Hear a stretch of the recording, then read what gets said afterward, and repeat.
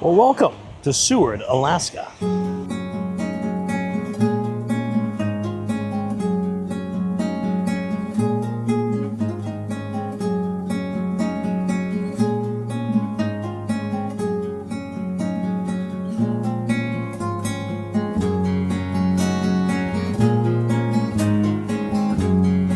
Alrighty, fellow travelers, welcome back to the Adventures of a Traveling Don in our continued series here in Alaska. And I figured for this second video of the Alaska series, I would showcase to you the town that I am home based in for the season, working at the Windsong Lodge and the Resurrection Roadhouse. I am here in Seward, Alaska. This is like the southern gem and the southern hub of the Kenai Peninsula, right off the Alaskan Scenic Byway. Absolutely beautiful drive.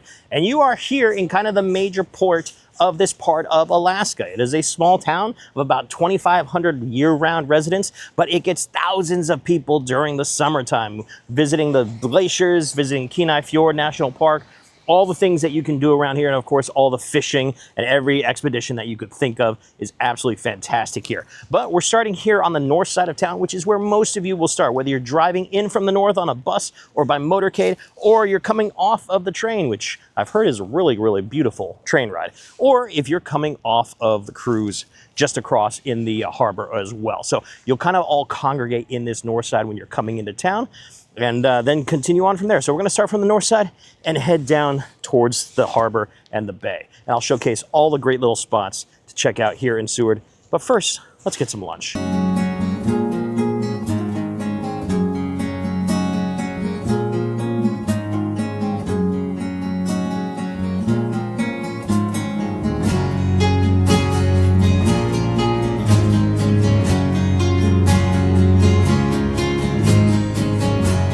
So one of the first places you're going to come across when you are here in Seward, particularly if you're coming directly off of the train, or even if you are coming off and you're walking into town from the cruise ships, is going to be the Tidewater Tap House. And this is kind of a little bit of a homer because I have a part-time gig here as a second job where I do lunches, but this place is absolutely phenomenal. It looks kind of like, there's not much to it from the front when you would think about it. It almost looks like a warehouse, but when you come inside, it is gorgeous. It's got these big, huge, like a retractable, almost like garage window, where on a sunny day, they open that up, let the breeze kind of come in. You can sit out on their patio if the day is nice. They have both a down and an upstairs, and it's just really decked out and really cool. They serve both lunch and dinner. They do get busy during lunchtime. And then of course during dinner, I think they're pretty much always rocking as well. So, but it's a great spot to come and really kind of get your first feel of here in Seward. And of course, if you're not looking for a beer this early, you get off the train, get the local brewed root beer as well. So cheers to you guys. Oh yeah, it's good root beer. And now we wait for my halibut sandwich. All right, so at the Tidewater Tap House, their kind of like specialty that they're known for, honestly, all their food is fantastic that I've tried here since I started working here. But this here is where it's at. This is their halibut sandwich. This is local wild-caught halibut. Comes with some fantastic tater tots. You can also get a salad if you prefer. But then it's a halibut. It's like a basil, aioli, lettuce, tomato, and some bacon. So let's dig into this, because this is probably, this and the crab dip is probably my personal two favorite things on the menu.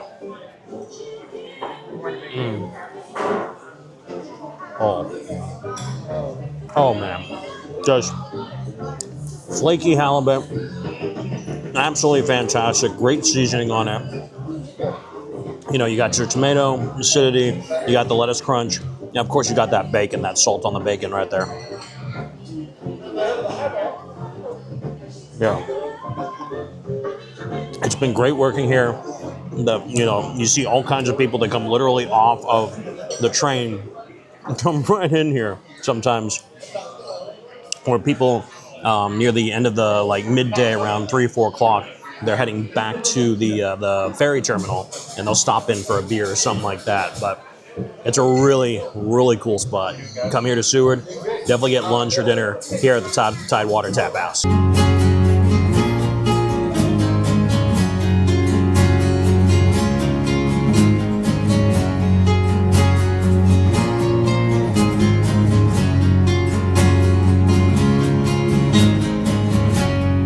All right, so once you've got some food in your belly, now it's time to explore the town. And as you're walking down from the north side, I recommend walking instead of taking the buses into town, unless you're specifically going to something that has like a timetable to it. Walk down. You know, whether you're off the train or you're off the ferry, because all the little spots down the wharf. Now, Seward is known, of course, for its tourism, but the main lifeblood here is fishing. And you'll find little spots like right here behind me that are actually run by the city, and they are public fish cleaning places. So you can come and see when the fishermen or the fisherwomen come in, bring their catch, and you can watch them sometimes, clean and gut the fish and everything. It's actually a really kind of cool process. They're generally pretty nice about it. Just, be respectful, but it is kind of cool to kind of see the lifeblood of this town, at work right here on the docks. And there's multiple places throughout Seward, and even we might stop by Lowell Point a little bit after this, which you do need sometimes, or basically a car to get down to. But it's a really, really cool part of being here in Seward.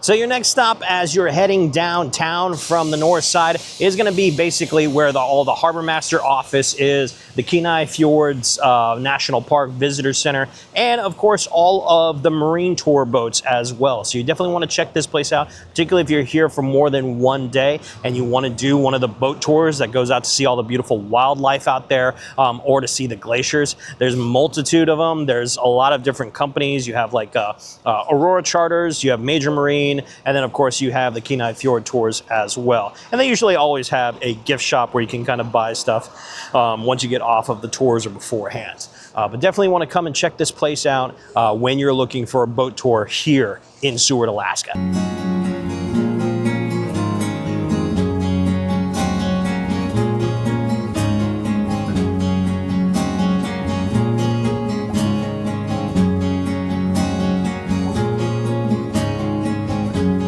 Also, when you're here at the square where the Harbor Master's office is, something to kind of learn a little bit of history about Seward, Alaska is, of course, this memorial here, which is dedicated to the Great Alaska Earthquake in 1964.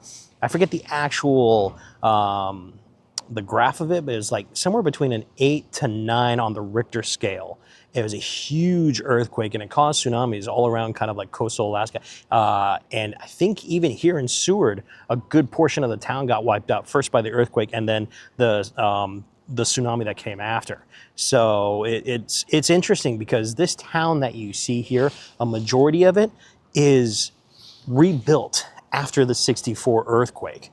Not a lot of these buildings here are from before that. So it's a sad but fascinating piece of history to learn when you come here to Seward, because you think of a small little coastal town like this and you don't think of that, but it happens. And this is literally, I'm talking about this after we had that earthquake much further down, that big archipelago that goes away from like western Alaska. And we got a tsunami warning. It was the first time I've ever had a tsunami warning. I've had tornado warnings. I've had hurricane warnings. I've never had a tsunami warning. And I was in the middle of work in town. I'm like, am I supposed to leave right now? But of course, we didn't have a tsunami. I don't think it hit anywhere in Alaska. It was just an earthquake, undersea quake, that did not cause any major destruction. But it was still one of those, weird moments where you're like, my phone is buzzing off, and everybody's phone in Tidewater Tap House was buzzing off. And I'm like, should we run? Should I go get my car and drive away? But anyway, a little bit of history about Seward.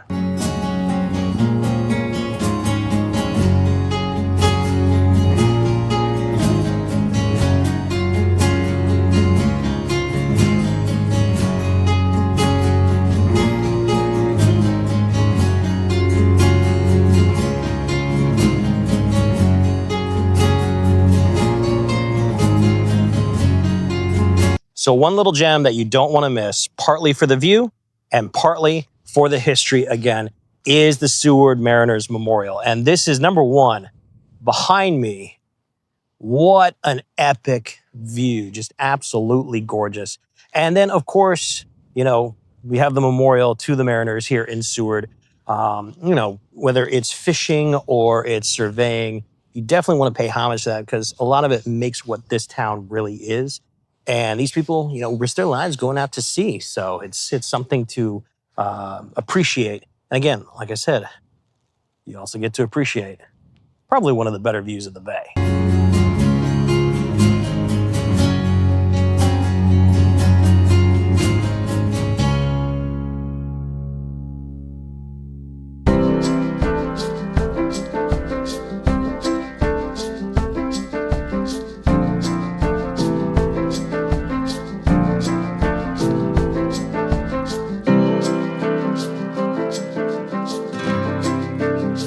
So the bay that Seward lies on is called Resurrection Bay. And as you're heading down the trail, heading towards the wharf and downtown, you're going to head up basically the Otter Trail, which is, of course, the walking path behind me that runs all the way down. And honestly, I highly recommend you staying here for a couple of days, or even if you're just off the boat and you're just exploring the town, you're not doing any of the major excursions, just do the walk and walk this whole trail all the way down. It's beautiful. It has little gardens. It's got a lot of the areas around here also off the trail where you have all the campgrounds. Not exactly sure how much the camping is. I haven't done it myself or the system as to how it works. I would look that up online before you get here if you're coming down from Anchorage and you're camping. But still, it is a gorgeous, beautiful trail, and it'll give you all different types of views, of course, of Resurrection Bay. It also is where you have access to get down to quote unquote a beach. You know, it's not a sandy beach.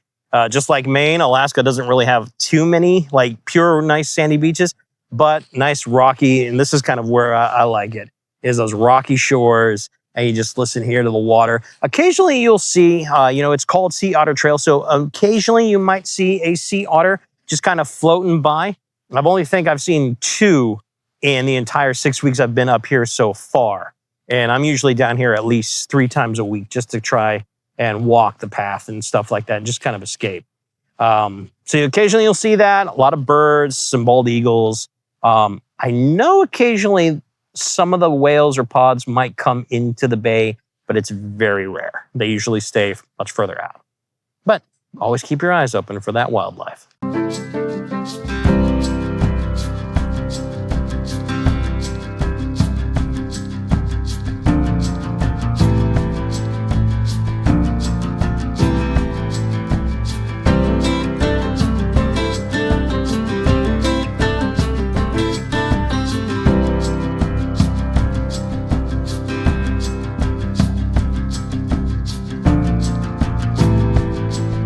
So one of the biggest questions I always get from my guests at the bar or when I'm serving is, why is it called Resurrection Bay? Which of course is the bay behind me. Now, the story I believe behind that is the fact that because this is a fjord and there's only about, I think, 6 geographical locations in the world where fjords are possible. Of course, as you know, many of them in Norway. And then of course you have here in Alaska. I'm not sure where all the 6 are. But places like this here are fjords, mainly because you have mountains on either side, and the glaciers basically create this huge U-shaped long valley that ends up filling up with seawater as the glaciers kind of recede. Now, and I believe it was in 1792, there was a Russian sailor by the name of Alexander Baranov. I might have gotten that wrong on saying that, but I believe that is the name of the sailor. Well, his ship was caught up in a massive Pacific Northwest storm, and he ended up seeking shelter here in the bay. Well, it was on Easter Sunday when that storm dissipated, and he was able to continue his journey. And since then, it has been dubbed Resurrection Day, or Resurrection Bay, because obviously the storm receded on Easter, which of course is the day of the resurrection of Jesus. So kind of an interesting backstory behind that. But yeah, that is the story, is why this is called Resurrection Bay. And it is, of course, one of the few geographical fjords in the world.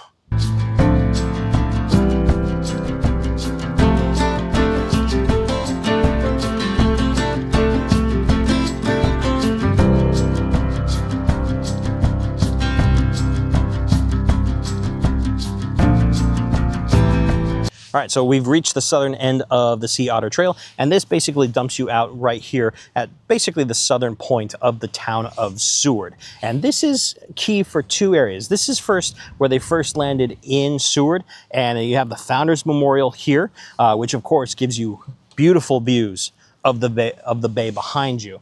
And of course, this is also where mile 0 of the Iditarod Trail begins, at least the historic trail. They do have, of course, the modern day run that they do every year. I believe it's in March, starts in Anchorage and runs to Nome, Alaska. However, the original trail began here. I think that was in like 1910 when the trail began. But by the 1920s, it started to phase out because of airplanes. However, it did have one great historic run, and that, of course, was in 1925, the Serum Run, or the Run for Mercy. And that was when, I believe it was diphtheria was spreading through Nome, Alaska, and kind of the areas around there. And they needed to get medicines up there to basically save people's lives. And at the time, I believe that winter was really bad, and it was pretty much frozen over on that western part. So they had to ship the medicines into Seward and then dog sled relay them all the way to Nome. And I believe from here to Nome, Alaska on that particular trail is like 983 miles. And it was an amazing feat of just the perseverance of both humanity and, of course, the dog sled teams that really were the ones that were pulling all of that. And it's just absolutely fantastic. I know there's 2 movies that are based on that particular story. One, of course, is an animated film that was called Balto. I remember that growing up. And then I think back in 2019, Disney came out with a movie called Togo or something like that. I think there's a few other movies and documentaries about it. Definitely recommend checking that out. But still, it is, number one, it gives you fantastic views of Resurrection Bay. And it's just a great point of reference to come and start, to know, particularly if you're into the whole Iditarod stuff, know this is where it all began.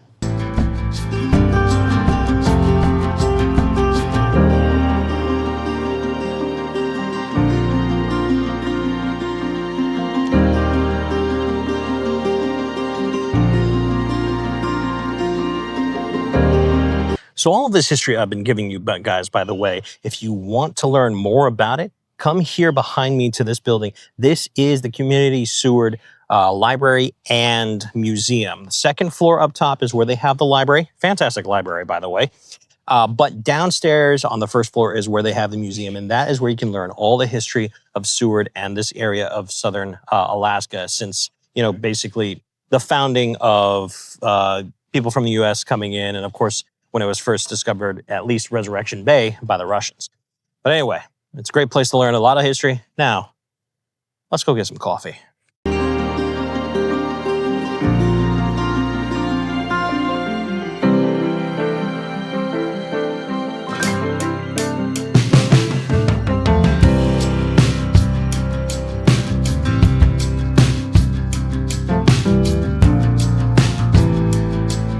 So whether you need a midday pick-me-up or this is your first stop in the morning, Resurrect Art Coffee House is a great spot to get coffee in town.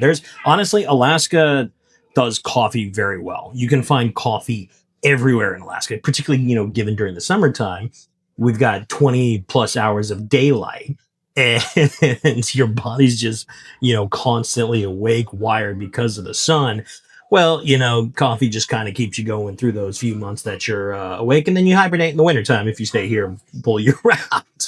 But either way, Resurrect Art Coffee House, number one, it is in what it used to be, I think, the original Methodist church here in Seward, Alaska. And it, of course, has, I think the Methodists have a new church somewhere else now. But it was discontinued here, and it has been since turned into a coffee house. And they have great artwork from a lot of local artists here, which is absolutely fantastic. I think you can even buy them. They have the price tags on each one of them. So, it supports the local artists. And then there is an upstairs part to it where I'm going to guess Not sure what used to be in here when this was the church, but you have two windows on the side, which gives you actually really good view. So if you can snag one of these little spots here up at the bar and just kind of sip on your coffee, well, you got a great view in front of you. Whether it's morning, afternoon, I think they close at 5 o'clock, but anytime from 7 to 5, it's a great spot for coffee.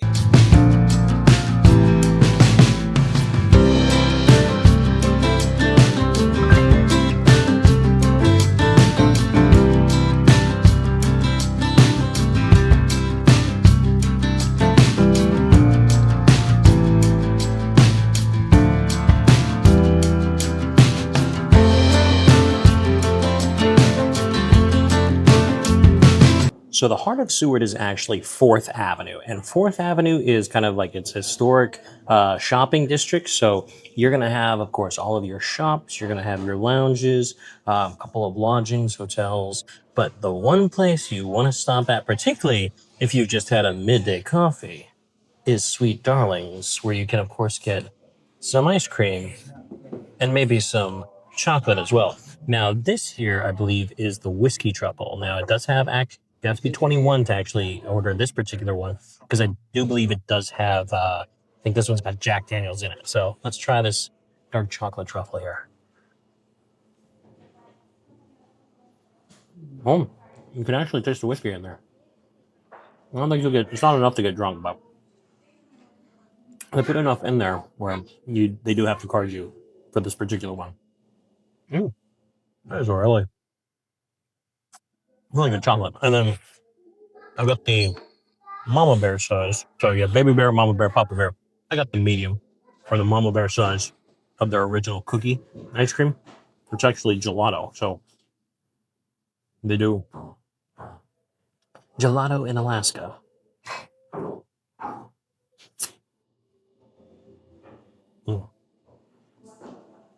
That is really good. And I think they use different types of cookies. You know, usually you get cookies and cream, it's like Oreos or something like that. This is a different type of cookie they throw in there. But damn, that's good.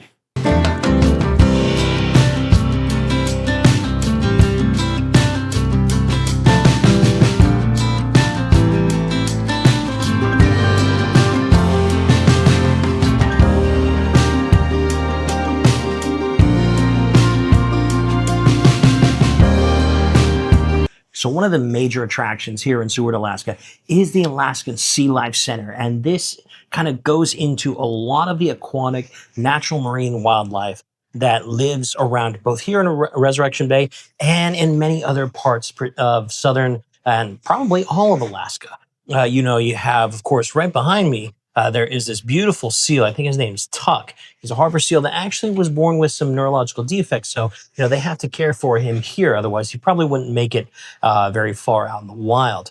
But you'll have seals, you have sea lions, you, of course, have natural seabirds, puffins, and the like, all here. And, of course, you have the area where you can see all the starfish and the anemone and the sea slugs and everything that you can kind of check and see out. And there are some of it you can't touch, but there are other parts where you can touch, particularly like the starfish and stuff like that. It's actually really kind of cool. Just follow the rules while you're here. But it's a great way to learn about the marine life here in Alaska.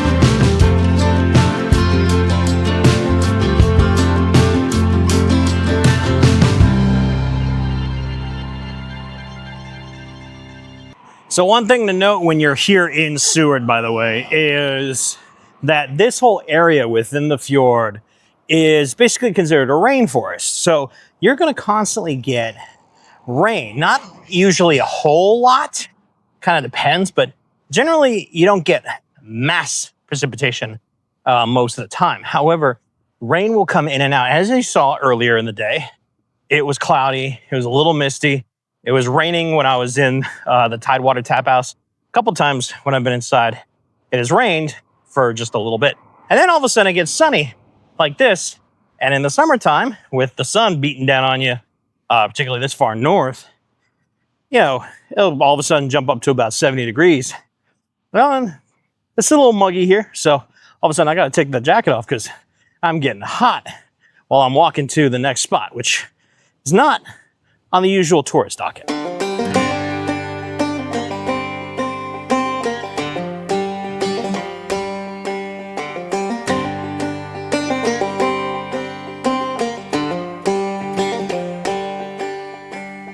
So this one is gonna be probably not on most dockets when it comes to the tourist stuff, but Two Lakes Park, if you can find it, I'll make it a bit of a scavenger hunt for y'all to find. Just Google map it, but it's not gonna be on the main loop. It's just off it. It's kind of, you're up on the base of the mountain or right here anyway, and it's just a beautiful, lush forest. And it has this creek that of course comes from this waterfall here, which is kind of like the prized gem of the spot. And it runs down into what they call the Two Lakes, which is the Two Lakes Trail. They're really more ponds than lakes, but even still, absolutely gorgeous. It's about a mile-ish long loop going around, but you can just kind of get lost in the forest here without really getting lost because you're not that far from town. You're not yet up in the mountains. You might see wildlife here, but generally not because it's pretty close to all the buildings and the houses that are on the backside of town. But still, this is one of my favorite spots to come to if you can find it.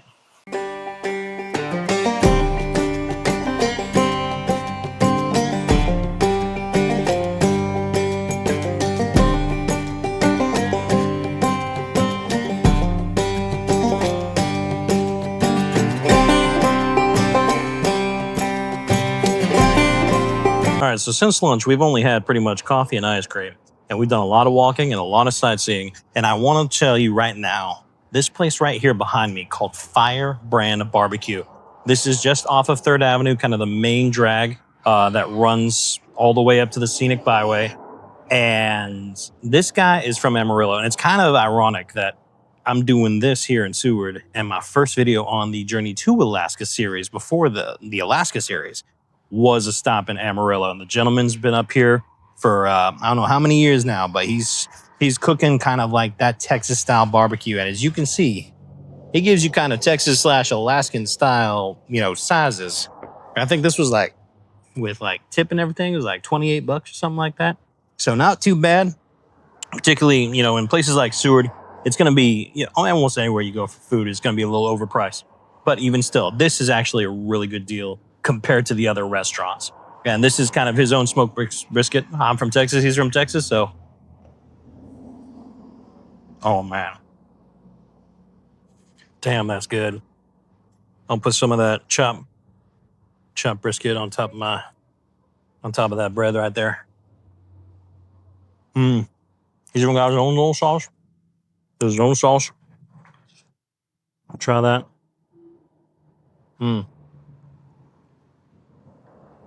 That's good too. That's damn good sauce.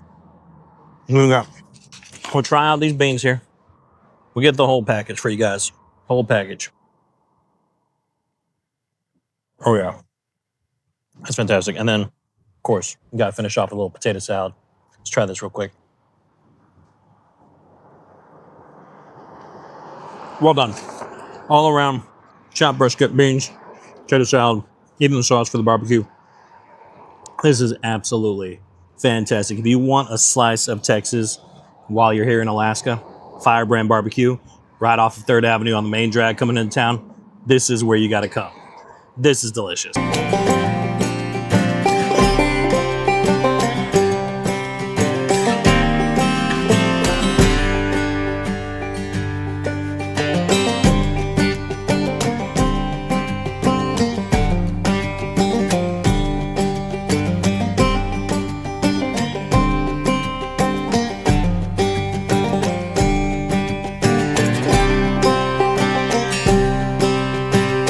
All Alrighty guys, so I am going to end this video here at what is known as the Seward Overlook. And honestly, that's all it is on Google Map. It is literally a pull-off from the road that goes around on the other side of the fjord on the west side from Seward. But you can see in the background, the small town of Seward, way back there, across the fjord, gives you kind of like this breathtaking view, as you can see behind me, of the mountains. Absolutely gorgeous. This one, you will either need a car, get a taxi to bring you here, or even just, you know, if you're renting a bike, you can bike all the way here. It's a few miles around the bay to get over on this side, but it is kind of a nice way to finish off any day. And if you're here a little bit later, you know, sundown doesn't go until, what about right now, it's 11 o'clock. I actually have to get to bed early today because hopefully I can get on that boat toward tomorrow, and I got to get early for that. But this is a great place to come for like sunset time, because you have the sun will just go down over the mountains behind you over there, and you'll just have the mountains in the background with the shadow. It's just fantastic. But anyway, I hope you guys enjoyed this day. We finally got a little sun near the end, which was absolutely fantastic. And of course, you got to see the Sea Life Center, a couple different places to eat, where to get your coffee, and of course, where you're going to be most likely arriving into town. There's a lot more to see within Seward. I know we didn't go down to Miller's Landing, but we got a little bit late in the day, and the fishermen had probably already gotten all their stuff done. They usually kind of put all the fish out in a line on the hooks as they're starting to fillet them, so you can kind of come and get pictures. But it was really kind of cool. But I think they're pretty much done at this point in time. So, well, we might try that in a separate video. But anyway, this here, I think, was absolutely worth it. And I hope you guys enjoyed it. If you have any questions about Seward, leave them down in the comments below. And of course, if you liked the video, give it a big old thumbs up. And subscribe to the channel if you haven't already. It helps me out a lot. Thank you so much for all the support. And of course, to all my Patreons, thank you very much. If you want to join the Patreon community or the Buy Me a Coffee account community, I'll leave links in the description below. And until we meet again, guys, peace out. Have a great night.